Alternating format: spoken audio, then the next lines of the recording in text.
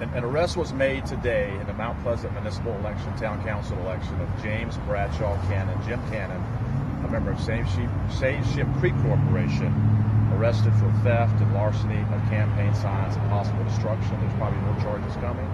He was arrested today by SLED, a state agency.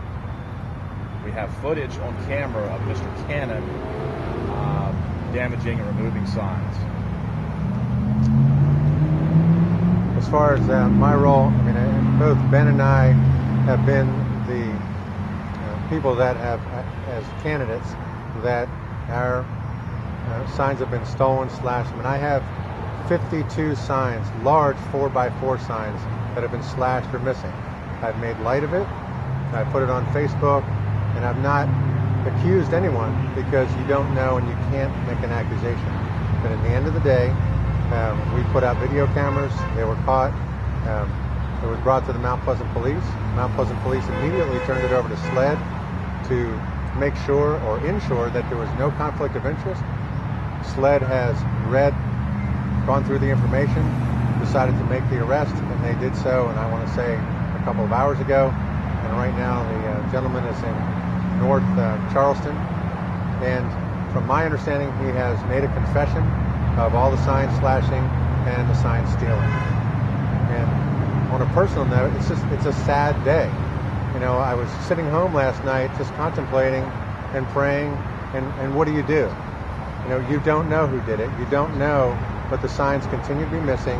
And it's just a sad day in Mount Pleasant that I watched the movie American Sniper. And so as I watched that movie, I sit and think, and that's what's really important. You know, as a combat veteran, I step out and defend this nation, and here I sit being assaulted day after day after day, and there's nothing anyone can do. And it's a sad day that local politics has gotten to that level. And I'm embarrassed. I'm embarrassed for the people that are guilty. I'm embarrassed for the people that are associated with them. It's how do you do that and stand and look yourself in the face in the mirror in the morning and say it's okay to do that? And I don't know. How do you support someone who endorses that behavior? I don't know. But I do know that the people have a right to know the truth, and that is the truth. As more facts come up, we will share them with the public. I'm glad it happened before the election. I'd hate to see this happen a week later when someone would have mistakenly been voted in office. And the people of Mount Pleasant now know who was behind it, who was at fault, and where the confession came from. And now it's their choice to stand up for what's right and hold our own in Mount Pleasant.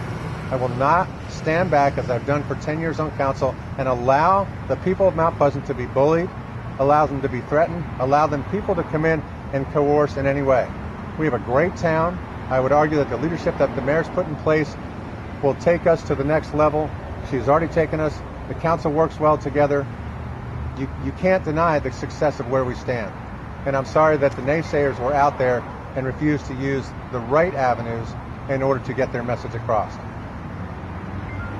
Was there a total cumulative price of all the slashing and destruction of the signs for each My count on my personal signs, I started out with 76 signs, and my last count, I had 22 or 23 left. So do the math. It's over 50 signs. Thousands of dollars. They're $120 a piece. This municipal election has been the dirtiest and nastiest we've ever seen. The gentleman who was arrested, Mr. Cannon, works directly for the Jim Owens campaign and the Joe Bustos campaign, and is a member of Sage Ship Creek Corporation. He's caught on tape, removing, stealing, defacing signs. It's private property. It's a serious offense. And Mount Pleasant's better than this, much better than this. And we've got to take this town in a different direction tomorrow, this election, and just can't condone this type of behavior.